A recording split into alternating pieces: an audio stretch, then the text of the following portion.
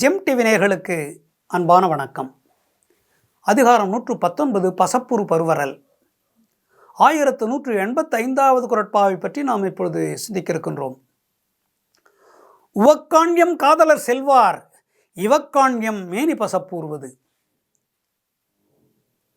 உவக்காண்யம் காதலர் செல்வார் இவக்காண்யம் மேனி பசப்பூர்வது.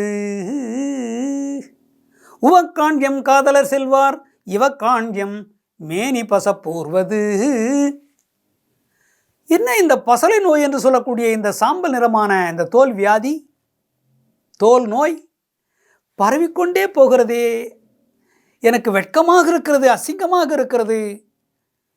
இது எப்படி இந்த நோய் வந்தது? ஐயோ, அருவருப்பாக இருக்கிறது. என் முகத்தை பார்க்க எனக்கே பிடிக்கவில்லை.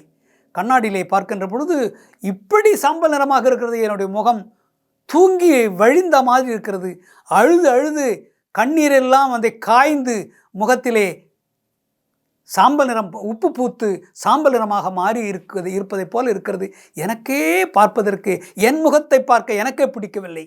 மற்றவர்களெல்லாம் பார்த்து என்ன இப்படி இருக்கிறாய், என்னுடைய எவ்வளோ அழகாக இருப்பாய், என்னுடைய அழகு எங்கே போயிற்று, ஏன் இப்படி இருக்கிறாய், உனக்கு என்ன வருத்தம், இப்படி தலை சீவாமல் இருக்கிறாய், முகத்தை கழுவாமல் இருக்கிறாய் என்றெல்லாம் கேட்கிறார்கள். இந்த துன்பத்தை, என்னுடைய தலைவன் பிரிந்து விட்டான் என்ற துன்பத்திலே இருக்கிறேன் நான். இவர்கள் வேறு இதையெல்லாம் கேட்டு கேட்டு இப்படி இருக்கிறாயே, ஏன், என்ன, எதற்காக இப்படி இருக்கிறாய், என்ன ஆயிற்று உனக்கு என்று கேட்டு கேட்டு கேட்டு என்னை சித்திரவதை செய்கிறார்கள். எனக்கு இன்னும் மனக்கவலை அதிகமாகிறது.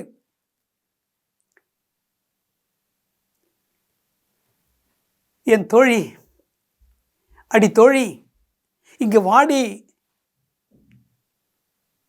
உவக்கான், இந்த கண்கள் இருக்கின்றனவே, அதோ பார், அதோ பார், அதோ வருகிறார் பார் உன் காதலர், அதோ பார், பார் பார், போய்விட போகிறார் பார் என்று இந்த கண்கள் எனக்கு காட்டி கொடுத்தது. தோழி தோழி இடத்திலே பேசுகிறாள். தோழி, இந்த கண்கள் மிக மோசமான கண்கள்.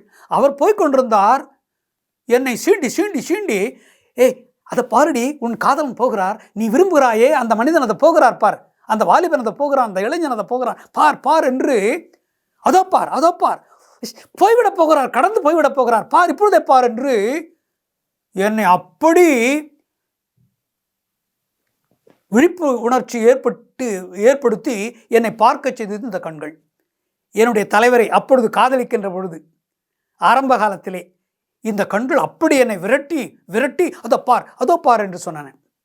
இப்பொழுது என்ன தெரியுமா தோழி, இப்பொழுது இந்த கண்கள் என்ன சொல்லுகின்றன தெரியுமா? ஏண்டி, உன் முகத்தை பார் கண்ணாடியில், உன் கையை கால்களெல்லாம் பார், எப்படி இருக்கு பார், சாம்பல் பூத்து, என்னடி ஆச்சு உனக்கு? அந்த கண்களே சொல்லுகின்றனவா? தோழி, நான் என்னடி சொல்வேன்? இந்த கண்கள் தான் அப்படி அவரை காட்டி கொடுத்தது. அப்பொழுது மகிழ்ச்சியாக இருந்தேன். இப்பொழுது பிரிந்திருக்கிறேன்.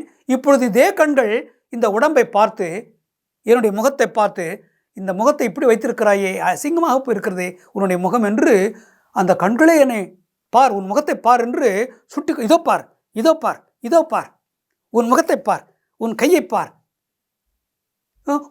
உன் தலையை பார், உன் முடி அழகை பார், எல்லாம் கலைந்து அலங்கோலமாக இருக்கிறது முடி, எப்படி சீவி சிங்காரித்து அழகாக இருப்பாய், பூச்சூடி அழகாக நெய் தடவி எண்ணெய் தடவி சீவி சிங்காரித்து சடை போட்டு அதில் பூச்சூடி எவ்வளோ அழகாக இருப்பாய், பளிச்சுன்னு இருக்கும் உடைய முகம், எவ்வளோ பொலிவு அப்பா, முகப்பொலிவு அப்பா, சந்திரனை போல பிரகாசமாக இருப்பாய், முழு நிலவை போல அருமையாக நிலா முகம், அப்பட்டம், நிலா முகம் அப்பட்டம், அப்படி இருப்பாய். என்ன ஆயிற்று உனக்கு? முகம் இப்படி போயிருக்கிறதே, களிம்பேறி போயிருக்கிற பாத்திரம், ஒரு பாத்திரத்திலே தேய்க்காமல் விட்டால் எப்படி களிம்பேறி இருக்குமோ அதை போல் இருக்கிறதே முகம், சாம்பல் பூத்திருக்கிறதே உன் முகம் என்று இந்த கண்களே என்னை பார்த்து, பார், உன் முகத்தை பார், கண்ணாடியிலே பார் என்று இந்த கண்கள் என்னை குத்தி குத்தி காட்டுகிறது. பார், உன் முகத்தை பார் என்று.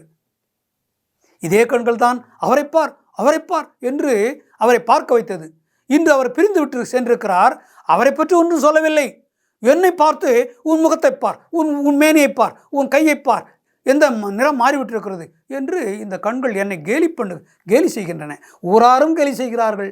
ஊராரும் என்னை பார்த்து பலவிதமாக பேசுகிறாள், இந்த கண்களும் என்னை பார்த்து பேசுகின்றது. தோழி, நான் என்னடி செய்வேன்?